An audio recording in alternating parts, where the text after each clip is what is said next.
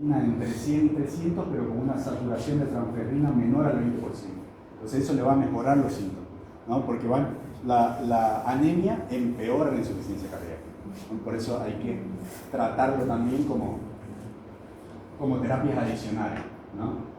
Cuando el paciente es resistente o es refractario al tratamiento, a IECA, ARA2, ARNI, a todo, digamos, y a pesar de eso sigue sintomático y sigue consultando cada vez en la guardia, o otra alternativa es la hidralazina. Ahora, ¿cuál es lo malo de la hidralazina? Que las guías la mencionan, pero que en Bolivia no. ¿Ah? A veces llega por contrabando a alguna farmacia, pero no tenemos hidralazina. Lo hemos utilizado, digamos, pero hay que mandarlo a farmacias clandestinas para que lo puedan conseguir. Y tratar las comorbilidades, sobre todo las arritmias, ¿no? La FA con control del ritmo o control de la frecuencia, ¿no? A veces ahí cuando veamos arritmia vamos a ver que hay FA crónica, que no es necesario que vuelvan a ritmo sinusal, ¿no? Sino que solamente hay que controlar la frecuencia cardíaca, ¿no? Que no aumente. Siguiente. Espera, un ratito. Esto es importante, ¿no? La indicación, habrán escuchado hablar de la digoxina, ¿no? La digoxina, hace muchos años atrás, estaba dentro del tratamiento de la insuficiencia cardíaca. Ahora solamente se encuentra en casos especiales, sobre todo cuando coexisten con una FA, con una frecuencia cardíaca aumentada. Se lo utiliza más que todo para controlar la frecuencia cardíaca, porque después no se vio, digamos, beneficio con digoxina en los estudios de los últimos, 15 años, ¿no? Se sigue utilizando en estos casos, solamente para control de frecuencia en pacientes con fibrilación auricular. Si no, es mejor que no. Siguiente.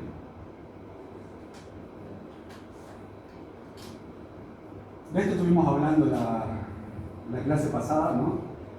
La resincronización, la asistencia ventricular mecánica, el desfibrilador implantable y el trasplante cardíaco, que si alguno va a salir, digamos, afuera, a otro país, lo tiene que saber, ¿no? La resincronización está indicada en los pacientes con fracción de eyección por debajo del 35%. Es un dispositivo, ¿no? El resincronizador es un dispositivo tipo marcapaso que va a los ventrículos y lo sincroniza. Porque en los pacientes con insuficiencia cardíaca con fracción de eyección menor a 35%, algo característico es que se genere un bloqueo de rama izquierda. Entonces eso hace que el ventrículo izquierdo sea mucho más lento para contraerse que el ventrículo derecho. Entonces eso empeora los síntomas de insuficiencia cardíaca y empeora, digamos, la contractilidad. Entonces los pacientes que tienen un bloqueo de rama izquierda con un QRS mayor a 150 milisegundos, con insuficiencia cardíaca, con una FEBI menor al 35%, tienen indicación de un cardiodesfibrilador. Entonces lo que hace de un resincronizador. Lo que hace el resincronizador es eso, ¿no? Hace que sincronice los ventrículos. Leí el video.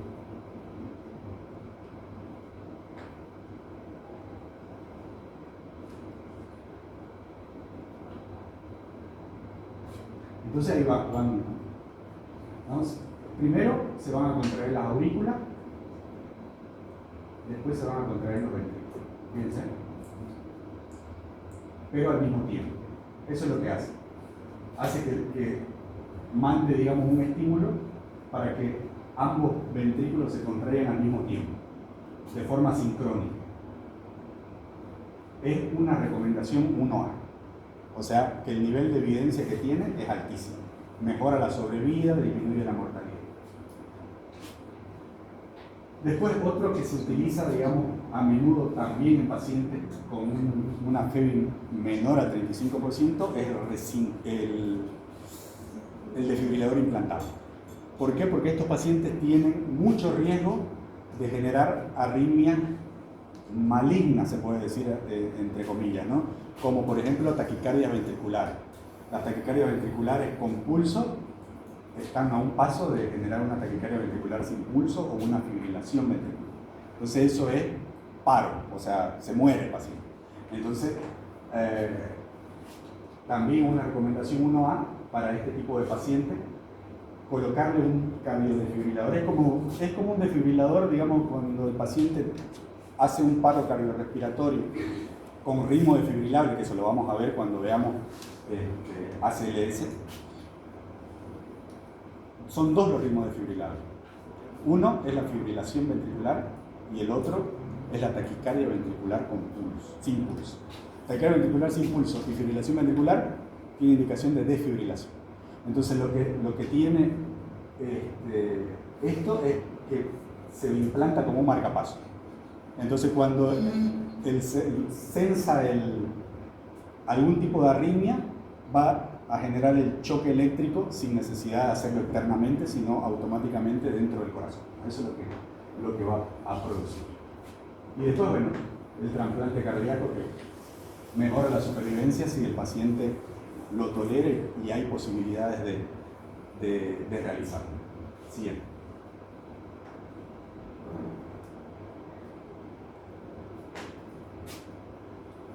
Ahí.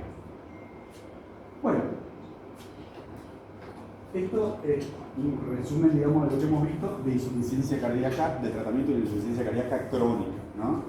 Con los pilares de tratamiento, con el tratamiento sintomático, con diuréticos.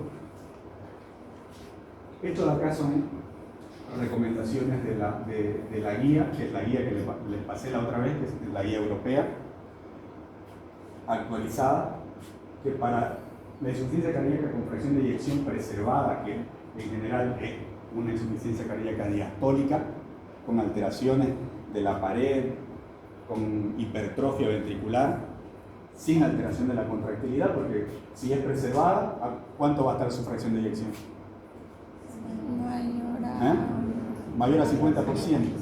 Entonces, el tratamiento, en general, lo que se ha ido probando son los inhibidores del cotransportador, ¿no? Las glifosinas, sobre todo. Y bueno, esto es lo que hemos venido hablando para que lo tengan en cuenta. ¿Alguna pregunta hasta ahí? Sí. ¿Les quedó claro? ¿Alguna duda? Doctor, en el caso de una paciente con Chagas igual llega a tener una insuficiencia cardíaca, sí, pero si es que le ponen, digamos, un marcapaso, sí, ya no le podrían poner un Se puede igual. Hay marcapasos que tienen, digamos, las dos funciones. O sea, un marcapaso con cardiodesfibrilador implantable. O sea, tienen las dos cosas. Son caros, ¿no? Pueden llegar a costar $50.000. ¿Y eso, digamos, para qué edad está recomendable? Porque imagino que para personas de tercera edad ya no. Es que la mayoría de los pacientes son añosos. O sea, pacientes que tienen insuficiencia cardíaca y ya llegan a una alteración de la contractilidad con una fracción de eyección disminuida, no son pacientes jóvenes, salvo, digamos, algunas excepciones, ¿no? De cardiopatías congénitas, de valvulopatías que puede generar insuficiencia cardíaca en un paciente joven. Pero generalmente son viejitos, o sea, son mayores de 70 años. De hecho, en la población general es el 1 al 2% de la población general. Y de ese 1 al 2%, el 10% son viejitos. Entonces, eso lo recomendable para los que tienen la FEBI menor a 35. Exacto. ¿Y eso cuánto tiempo de sobrevida les da, digamos, si es que se ponen? Mejora la sobrevida a los 5 años en principio, ¿no? Después hay que ver, digamos, depende del paciente. Depende de las comorbilidades que tenga, ¿no? No se va a implantar en un paciente, póngale que hace 5 años que tiene insuficiencia renal, que dializa, que tiene internaciones frecuentes, que aparte de eso tiene una insuficiencia cardíaca. La verdad que ahí hay que seleccionar bien al paciente, ¿no? Porque ya un paciente que con insuficiencia renal que ingresa a diálisis, la sobrevida a los 5 años es del 63%. Entonces es como que la mortalidad va aumentando progresivamente conforme va pasando el tiempo. Entonces, si ese paciente necesita un dispositivo que puede llegar a costar lo que cuesta, entonces hay que evaluar si realmente se le va a colocar o no. Entonces, para una sobrevida, digamos, de 6 meses, un año, hay que ver beneficios en costo-beneficio. Ok, gracias. ¿Algo más? ¿Alguien más? ¿Dudas? Bien. Bueno, después con los casos clínicos del final van a responder ustedes. Siguiente. Vamos a ver. El paciente se descompensó así de la nada, o ya sea por infarto silente o por dolor de pecho o infartos que pasan desapercibidos, ¿no? Entonces, la definición es esa: una insuficiencia cardíaca aguda, aparición rápida o empeoramiento de los síntomas que ya venía teniendo el paciente, ¿no? Rápidamente se descompensa, entonces llega a la emergencia ya desaturando, con dificultad respiratoria, con utilización de músculos accesorios para respirar le cuesta, ¿no? Y el edema agudo del pulmón, que es ya donde se inundan, digamos, los alveolos, y el paciente tiene una alta mortalidad, ¿no? Llega a una mortalidad de 10 a 15% y reingresan, digamos, es como que es una puerta giratoria, salen del hospital, van a la casa 2 semanas, vuelven, van a la casa y vuelven. Entonces, esa es la característica de estos pacientes, sobre todo por incumplimiento de tratamiento, lo que son crónicos, y por incumplimiento de las medidas higiénicas.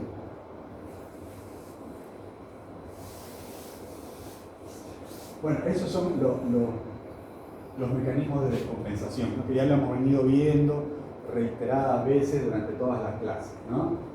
Aumento, hay presiones de llenado elevadas, va a generar trasudado alveolar, activación de todos los mecanismos compensatorios, lo que va a retener más agua y sal, va a generar vasoconstricción, va a aumentar la poscarga, la precarga. Entonces, como que el círculo de descompensación que hemos venido viendo hasta ahora, ¿no?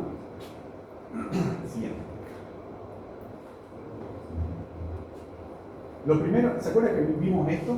Del caliente húmedo, ¿no? Que son los estadios de Stevenson para el paciente que ingresa a la emergencia, ¿no? Si está frío o caliente, si está húmedo o seco, ¿no?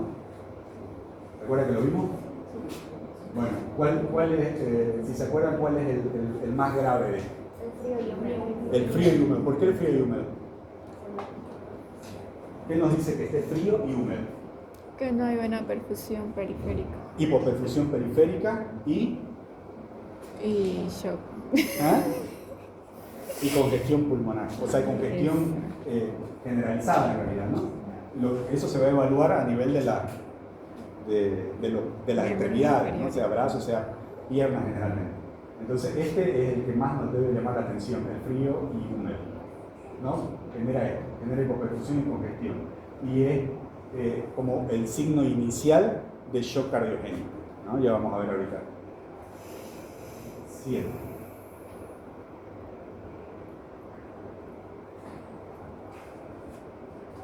Este es el esperocoronal. ¿Esto qué le parece que es? Bien. ¿Y qué más tiene la piernita? Aparte del edema con godero o con fobia.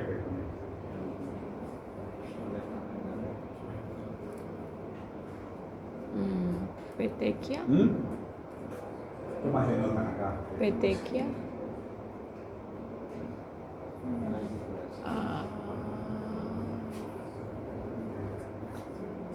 ¿Esto es húmedo o seco? Húmedo. A simple vista, ¿no? Por el edema, húmedo. Y si bien no lo podemos tocar, pero por estos signos, digamos, de hipoperfusión, bien ven que tiene como moradito por acá, que es el signo de Mottling. Bueno, eso nos dice que probablemente ese paciente esté frío. Entonces está frío y húmedo. Este paciente, o sea, no le podemos, probablemente esté hipotenso. Entonces, ¿qué pasa si le pasamos líquido a un paciente hipotenso? O sea, lo primero que uno piensa es, bueno, pasémosle líquido. ¿Qué pasa si le pasamos líquido a este paciente? Va a haber congestión. Congestión. Va a aumentar la congestión, o sea, va a empeorar, digamos, el paciente, ¿no? Se va a generar un edema agudo de pulmón rápidamente si le pasamos líquido porque está frío. Decimos, bueno, está frío y hipoperfundido, vamos a pasarle líquido.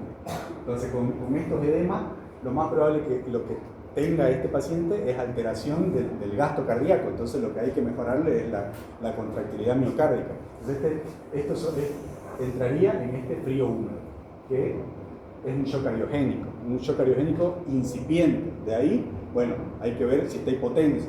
Si en lugar de estar hipertenso está hipotenso, entonces la congestión no es por hipertensión, sino es por bajo gasto. El tratamiento es distinto a un edema agudo de pulmón, ¿no? El tratamiento de un shock cardiogénico necesita bomba el paciente, necesita inotrópicos. Para eso se utilizan inotrópicos positivos como la dobutamina, por ejemplo, o el levosimendan, ¿no? Son los dos fármacos que se puede llegar a utilizar en un paciente con shock. Y si a pesar de eso, digamos, continúa hipotenso, se puede agregar un vasopresor. En este caso, el que está recomendado es la noradrenalina. Vamos a verlo ahorita. Siguiente. Este es el algoritmo inicial, ¿no? Llega un paciente sintomático, con síntomas agudos y floridos, desaturando, hipotenso o hipertenso, de acuerdo a que tenga un shock o un edema agudo de pulmón. Lo primero es el ABC, ¿no? Vía aérea, respiración, circulación. Entonces, es lo primero que hay que ver. Si un paciente está para intubar, ¿no? En caso de que ustedes estén en una emergencia, llamar al emergenciólogo, llamar al intensivista, identificar la precipitante, o sea, la causa, ¿no? ¿Qué lo llevó a estar así a ese paciente? Puede que se haya infartado, si ya tuvo un infarto, puede que se haya infartado de nuevo, puede que tenga infecciones. Las infecciones son muy comunes, causas de descompensación en insuficiencia cardíaca y causas de edema agudo de pulmón y de shock cardiogénico también, ¿no? En ese caso, algunas veces llegan incluso con shock séptico asociado a un shock cardiogénico, pacientes muy difíciles de manejar. Y el tratamiento, primero clasificar lo que vimos, ¿no? Si es A, B, L, C, donde el más grave va a ser el C, y el tratamiento dirigido. Siempre monitorizarlo, ¿no? Si está en la emergencia, siempre hay que monitorizar este tipo de pacientes, sea edema agudo del pulmón agudo, edema agudo del pulmón o shock cardiogénico. Siguiente, ¿alguien?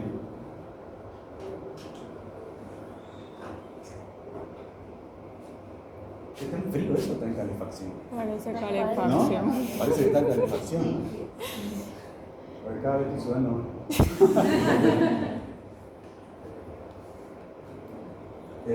Bueno, el tratamiento farmacológico, la base, el pilar, la furosemida, ¿no? Pero esta vez no va a ser, digamos, la titulación que vimos en el crónico, que vamos a empezar con, en el crónico empezamos con 20 a 40 miligramos y lo vamos subiendo hasta que el paciente esté en peso seco y después bajarlo a la dosis mínima indispensable. En este caso, las dosis van a ser endovenosas. 1 miligramo kilo peso. Si el paciente pesa 80, pasando 80 miligramos. Si pesa 90, 90. ¿No? Si no tenemos, digamos, más o menos la aproximación, bueno, de 40 a 80 dependiendo del paciente. Si es resistente y no orina a pesar de eso, infusión continua, ¿no? 5 a 40 miligramos hora. Generalmente se prepara una bomba de infusión continua, ¿no? En 100 ml de solución fisiológica se le agregan 200 miligramos de furosemida y se lo va titulando, ¿no? La dosis máxima puede llegar a ser entre 400 y 600, pero hemos llegado hasta 1 gramo, digamos, en pacientes que son resistentes y que queremos que hagan balance negativo mayor. El objetivo es que orine 100 ml hora en las primeras 2 a 3 horas, o sea, rápidamente, que se desprecargue. Eso le va a aliviar los síntomas y va a evitar, digamos, intubaciones que son innecesarias muchas veces. Si nos tardamos mucho en el tratamiento, el paciente va a terminar intubado, un paciente que la verdad que con tratamiento médico podría haber salido, terminan intubados, digamos, porque nos retrasamos en el diagnóstico, nos retrasamos en el tratamiento, ¿no?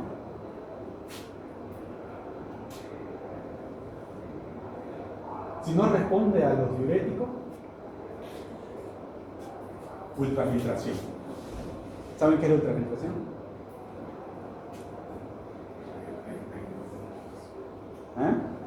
¿No? Es como la diálisis, ¿no? La diálisis, la hemodiálisis va a sacar líquidos y va a sacar también urea, creatinina y va a eliminar, digamos, potasio.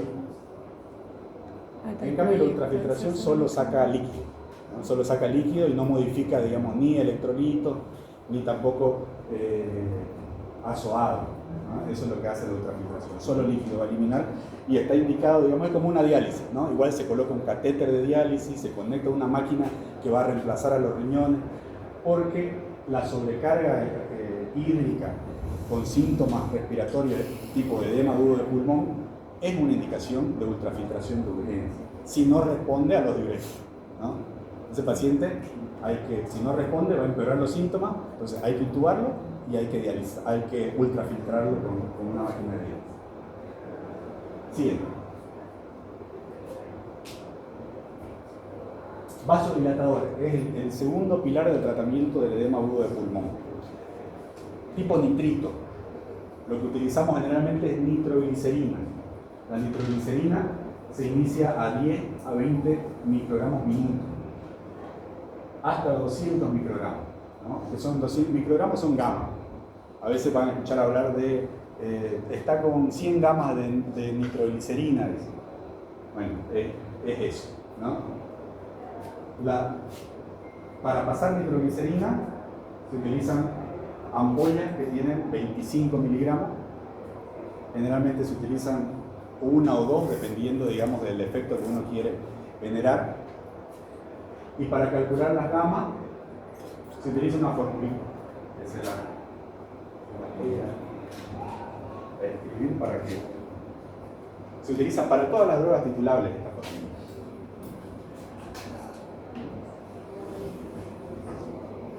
Microgramo, kilo, minuto.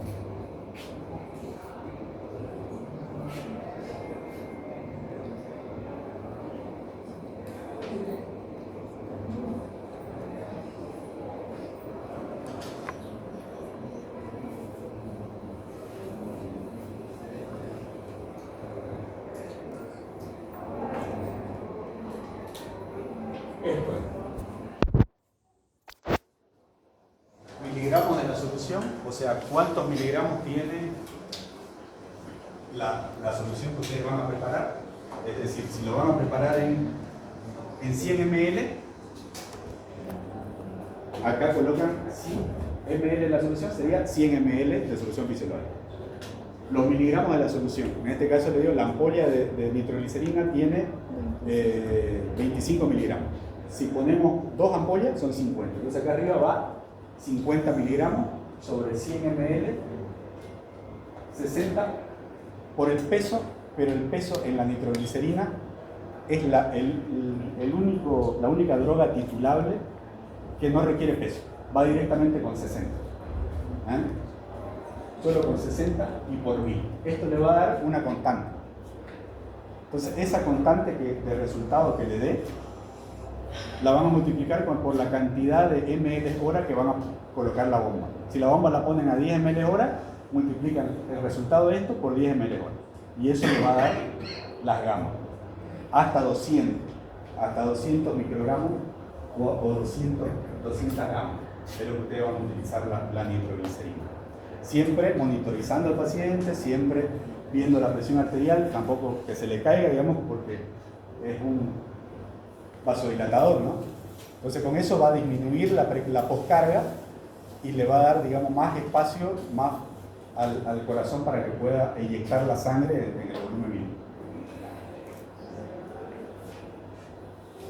Ventilación no invasiva es esto que ven acá, ¿no? Igual se hace con el mismo respirador, pero no es invasivo, o sea, no necesita sedación, no necesita colocar un tubo en la tráquea, sino con una mascarita sellada, se le va a dar presión positiva para que el paciente pueda abrir, digamos, esos alvéolos que están colapsados por líquido y pueda mejorar su respiración. Si no tiene indicación de CPAP o BiPAP, con una canulita o con una mascarita de oxígeno. Si mejora la mecánica y mejora la saturación, no es necesario regar. Siguiente.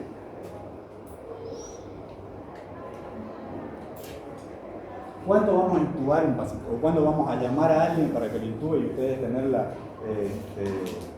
el alerta de que tienen que llamar a alguien experto para que pueda realizar la intubación? Cuando un paciente tiene una alteración del estado de conciencia, o sea que aparte de la insuficiencia respiratoria, de que llega respirando mal, con utilización de músculos accesorios, con aleteo, ¿no? Desaturando, aparte de eso, viene dormido, obnubilado. Eso quiere decir que ya el bajo gasto que tiene está afectando también el cerebro, ¿no? Entonces, ese paciente, sobre todo, se evalúa el Glasgow, ¿no? Si tiene un Glasgow igual o menor a 8, hay que intubarlo. Dificultad respiratoria severa o inestabilidad hemodinámica marcada, o sea que esté hipotenso, que no responda a nada, también es una indicación de intubación. Siguiente.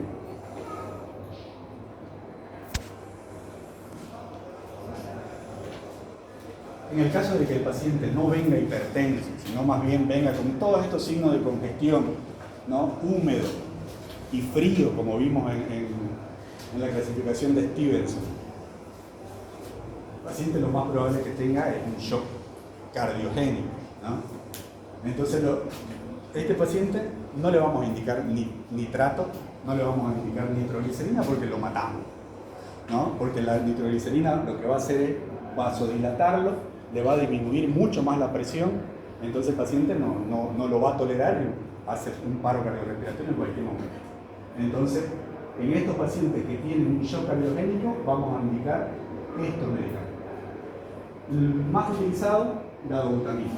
La dobutamina, que es un beta-agonista selectivo que va a tener una acción inotrópica sobre todo. O sea, entonces va a mejorar la contractilidad del corazón. Entonces va a hacer que las fibras musculares se contraigan de mejor manera y puedan expulsar la sangre mejor, digamos, va a mejorar el bajo gasto.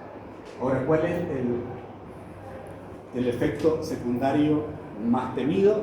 Las arritmias o la taquicardia. Muchas veces, ¿verdad que te está tirando caliente, no? ¿La ventiladora? ¿Ah? ¿O la almohada? ¿Se apaga eso? ¿Y cómo se apaga? Que bien se suba ahí, que ¿Dónde? sea alto, que se suban y arriba está el otro. Ah, que se suba, no, porque por eso cae. Después con un teca ahí, ¿no? ¿La ventiladora? Si no, para encima del ventilador. Sí. Ahí atrás.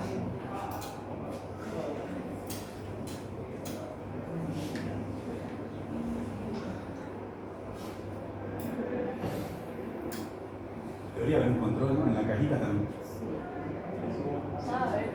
¿Sí? No.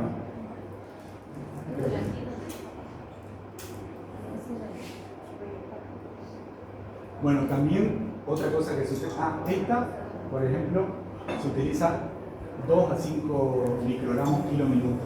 Las ampollas de dobutamina vienen de 250 miligramos. Se va a utilizar esta misma fórmula también para la dobutamina.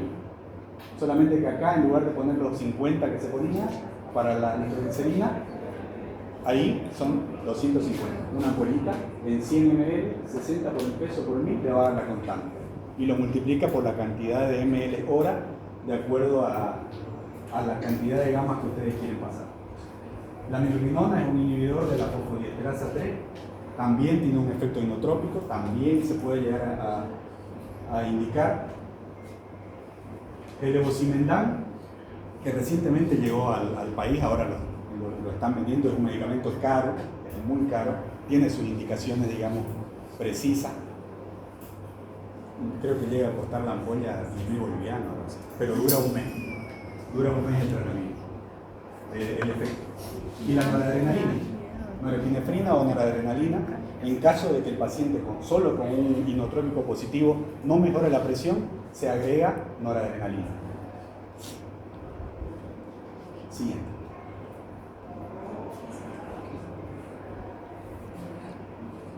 Bueno, Las causas precipitantes siempre hay que tratar al mismo tiempo en que tratamos los síntomas, los signos, hay que tratar las causas. Esas son las más frecuentes. Que el paciente tenga un síndrome coronario agudo, por ejemplo.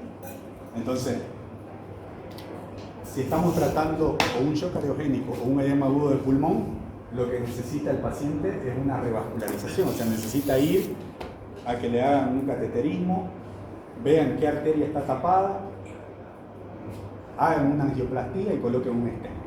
Eso es lo que necesitaría, porque si no el paciente no va a salir, digamos, por más tratamiento que le hagamos, si no tratamos las causas, se va a morir.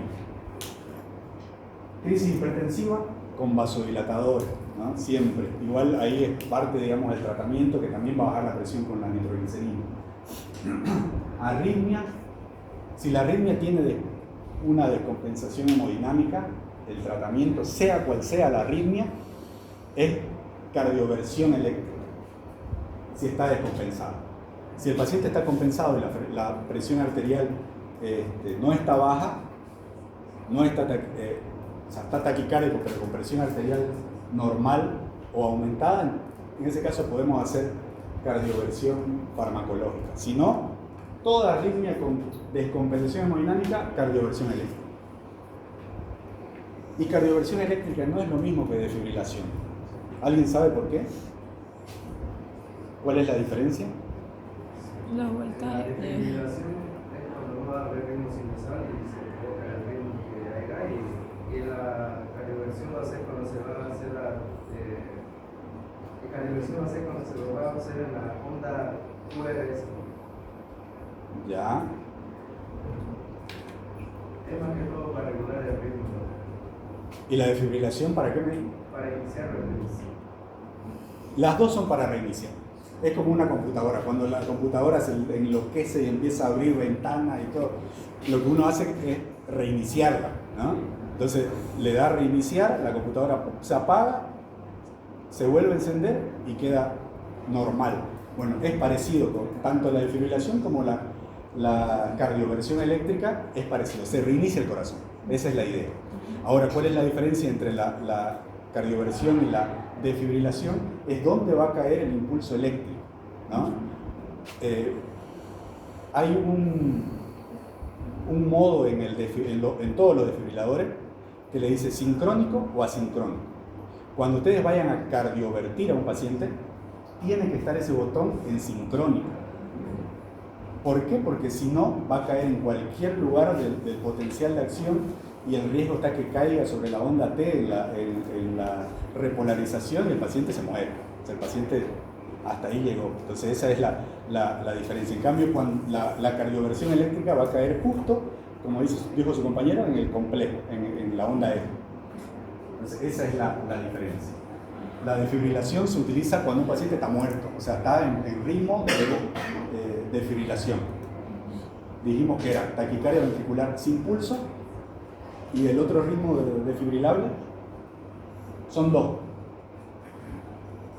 Taquicardia ventricular sin pulso y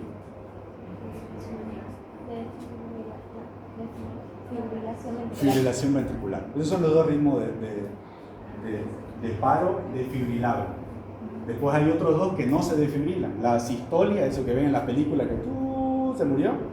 Bueno, eso no se desfibrila, ¿no? Eso tiene otro algoritmo de tratamiento hasta que vuelva a un ritmo desfibrilable. Entonces recién se desfibrila. Y el otro es la actividad eléctrica sin pulso. Ustedes van a ver un complejo raro, digamos, que tiene actividad pero que no tiene pulso el paciente. El paciente sigue en paro.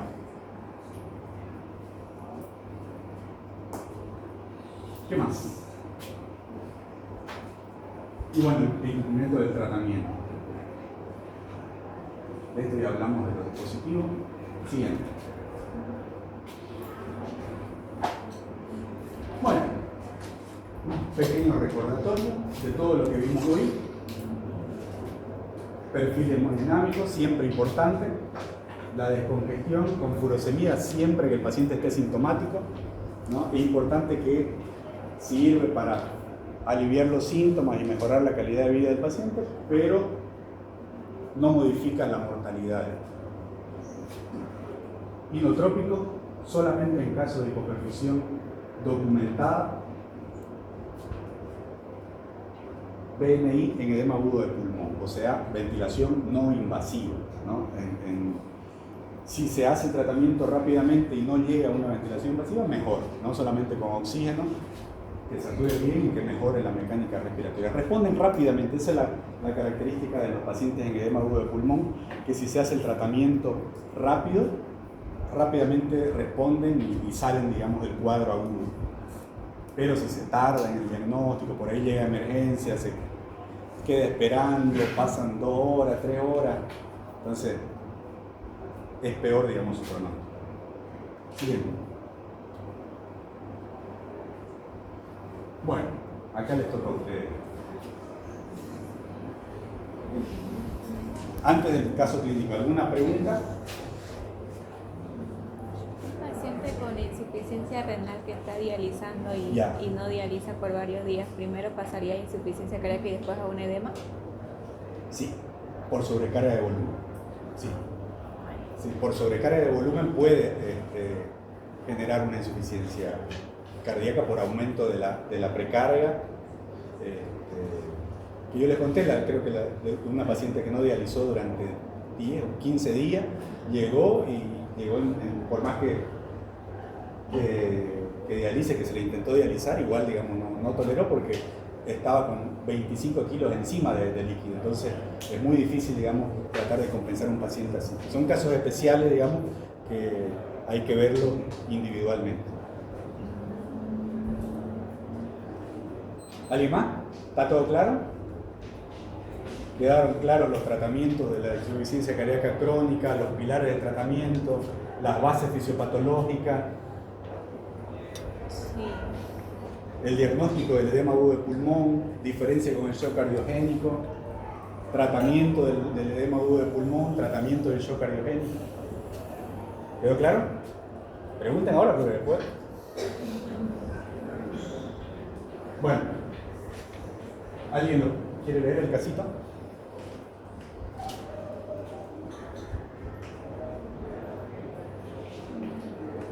¿Se ve de atrás o se ve borroso?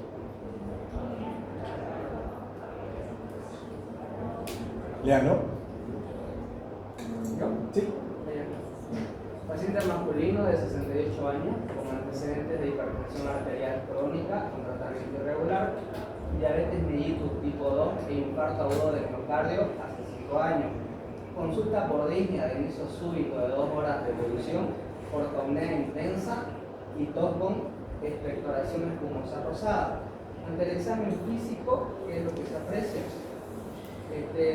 La presión arterial de 210 a 120 milímetros de mercurio, la frecuencia cardíaca 118 latidos por minuto, la frecuencia respiratoria de 34 respiraciones por minuto, la saturación de oxígeno está al 82% al aire ambiente. El paciente se encuentra ansioso, diaforético, presenta infiltración yugular, 2 cruces, estertores crepitantes bilaterales hasta campos superiores, R3 audible, extremidades frías, sin edema periférico significativo. Ante los estudios complementarios, en el electrocardiograma se puede apreciar hipertrofia ventricular izquierda sin cambios isquémicos agudos, radiografía de tórax, congestión pulmonar difusa, líneas red de Kerley y patrón alveolar en alas de mariposa. El péptido natriurético está elevado, las troponinas negativas, gasometría arterial, hipoxemia con alcalosis respiratoria. ¿Qué le parece? ¿Diagnóstico? Sería insuficiencia. Una crisis hipertensiva, ya, está bien. ¿Qué más? Edema agudo de pulmón. Edema agudo de pulmón. Insuficiencia cardíaca izquierda. Insuficiencia cardíaca izquierda, bien. ¿Qué más?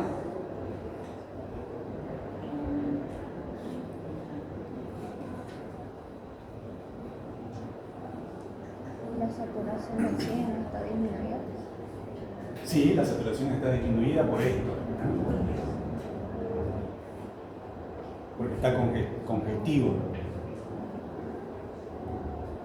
¿Alguien más?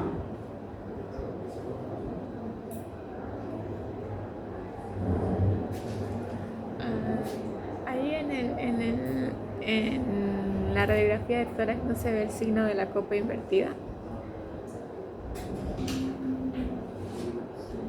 ¿No? Podría ser, pero está muy borrado, digamos, los bordes por congestión. Tiene un edema agudo de pulmón hipertensivo. Está bien, es una crisis hipertensiva. La crisis hipertensiva probablemente haya generado, digamos, un edema agudo de pulmón en un paciente con una insuficiencia cardíaca ya establecida, ¿no? ¿Por qué digo establecida? Porque tiene un galope audible. Entonces, un paciente con una fracción de eyección normal no va a tener un tercer ruido audible. Entonces, un edema agudo de pulmón hipertensivo en paciente con insuficiencia cardíaca. Tiene el ProBNP elevado, tiene las troponinas negativas y bueno, todo lo que ven en la radiografía. ¿Qué harían con este paciente? El paciente no se siente bien, doctor. Dígame. Vemos que está con una cardiomegalia también el paciente. ¿Está bien? Sí, tiene una cardiomegalia. ¿Qué hacen con este paciente? ¿Filtrar el líquido del pulmón, doctor? ¿Cómo? Con diuréticos. Pero se tiene que filtrar. No sé cómo, pero se tiene que filtrar. Lo vimos hace 5 minutos. Con furosemida. Furosemida. ¿Furosemida oral le va a dar o endovenosa? Endovenosa. Endovenosa, porque miren los síntomas que tiene. El paciente está desaturando, está con un edema agudo de pulmón, como dijo su compañero. Entonces, lo primero es descongestionarlo, digamos, ¿no? Hacer que orine el paciente. Furosemida endovenosa. En principio, 1 miligramo kilogramo peso, y si no responde, digamos, a la diuresis con eso, hay que iniciarle una bomba de difusión continua. Con la idea de que orine. ¿Qué más? ¿Qué hacen con esto?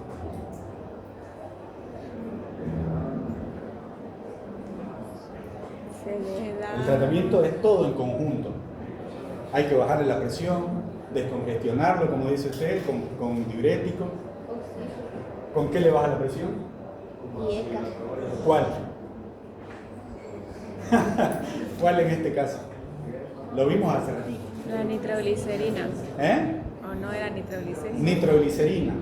¿No? Nitroglicerina en principio, calculando las gamas con él, hasta 200 microgramos minuto. ¿Qué más? Balance hídrico. Balance hídrico negativo, por eso le hemos iniciado la bomba de furosemida. ¿Qué más? Algo importante se están olvidando. Oxígeno. Oxígeno. Oxígeno. Y bien llega el paciente desaturando, primero, una mascarita de oxígeno y empezar a hacer todo lo que se tiene que hacer para tratar de salvarle la vida, pues, ¿no? Si no, se nos va. ¿Qué más se les ocurre?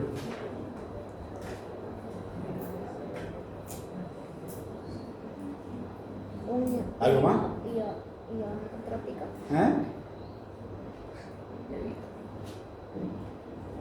Hay que averiguar las causas que descompensaron a la paciente. Siempre concomitante al tratamiento, ir viendo qué causas la descompensaron. Está infectada, tiene una neumonía, tiene una infección urinaria, qué sé yo, no tomó los medicamentos, comió con sal, se comió un churrasco el fin de semana, no sé, se comió sushi con harta salsa soya, no sé, cualquier cosa de esa puede descompensar al paciente. ¿Qué Sí, podría hacer en ese sí. caso que dice de inicio súbito? De inicio súbito ¿Qué es de podría repente. haber sido? Claro, pero O sea, ¿qué podría haber sido que le haya causado la disnea de inicio súbito? puede que haya sido cualquier cosa. O sea, generalmente son infecciones. Generalmente infecciones son las que generan este tipo, digamos, de descompensaciones, de lo que hay que buscar. Siguiente. ¿Quién lee? Puerta.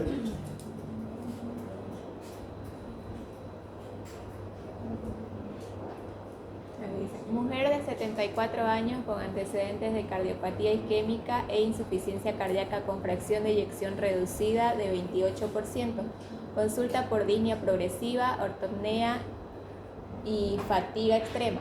Refiere dolor torácico opresivo de 1 hora de evolución. Al examen físico hay una presión arterial de 85-60 milímetros de mercurio, 126 latidos por minuto, frecuencia respiratoria de 32 respiraciones por minuto, saturación de oxígeno al 86% con aire ambiente, piel fría y sudorosa, llenado capilar lento, ingurgitación yugular, estertores bivasales y medio campo, R3 presente, oliguria reciente. Estudios complementarios, electrocardiograma con elevación del ST en cara anterior, troponinas elevadas, radiografía de tórax, edema alveolo intersticial bilateral, ecocardiograma con una PVI severamente reducida con alteraciones segmentarias y lactato elevado. ¿Ya? ¿Qué le parece? No entendí nada. ¿Eh?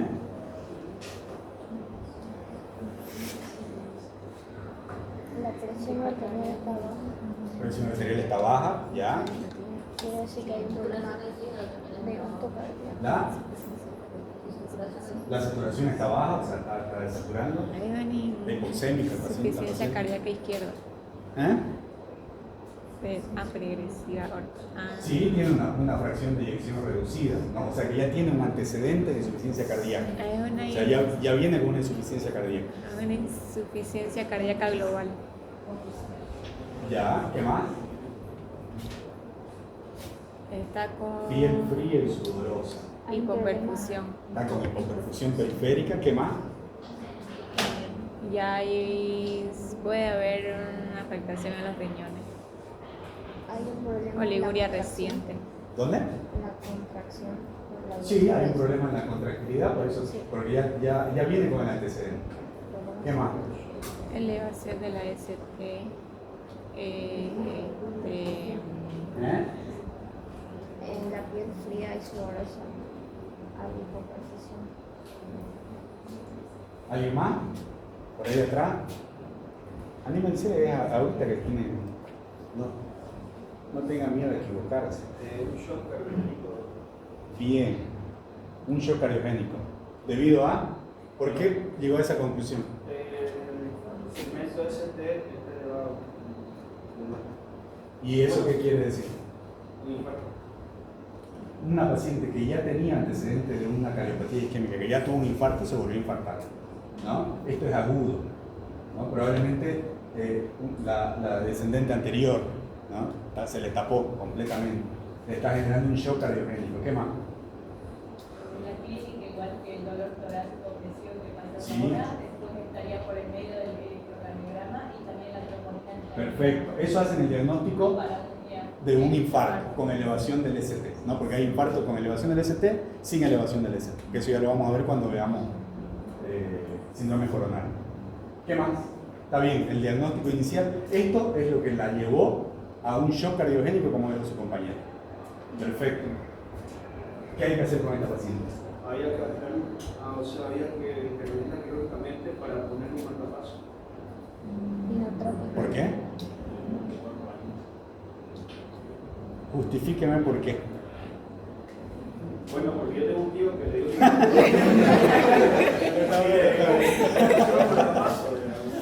Ya. Ya. ¿Alguien más con otra hipótesis? Hay que. No. ¿Eh? 86. Oxígeno. Oxígeno de entrada, ¿no? Obviamente. Probablemente a esta paciente está bien. La causa y el diagnóstico final lo dijeron, ¿no? Está bien, es un shock cardiogénico por todo.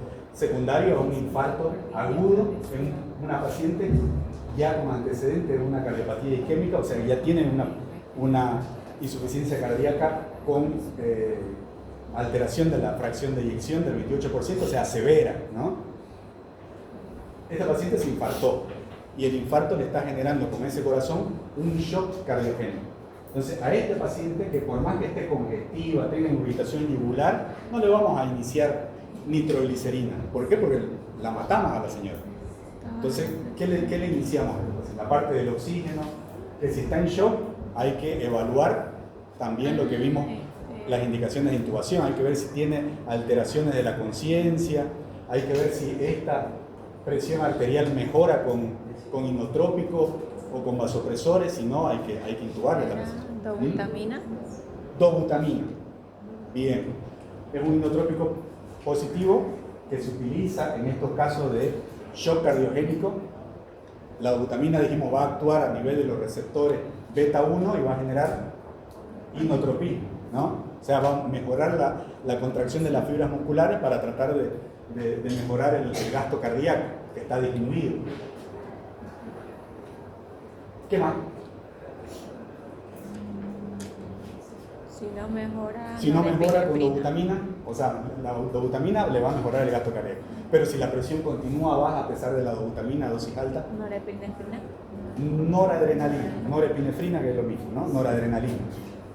Se puede asociar los dos, ¿no?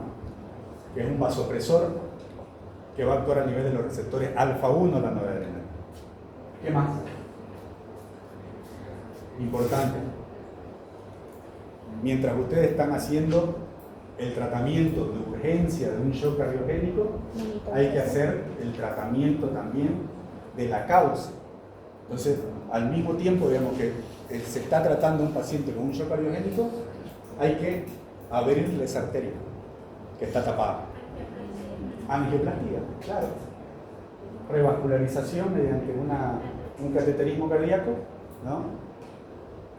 Llegar hasta donde está la obstrucción, destaparla con un stent, digamos, que retira el coágulo en caso de que sea un coágulo y coloca un stent, ¿no? Se infla un baloncito donde está el obstruido y ahí deja un stent, o 2 o 3 o lo que necesite, ¿no?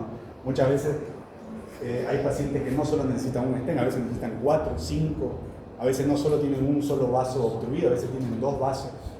A veces está la descendente anterior y la circunfleja. Entonces, eso necesitan más. Bueno, bien. Por lo menos respondieron. Referencia a su tío, pero no era eso. No era marcapaso. Ya vamos a ver, digamos, las indicaciones de marcapaso cuando veamos bradiarritmia, veamos los tipos de bloqueo. Ahí vamos a ver cuándo necesita un paciente marcapaso, cuándo no.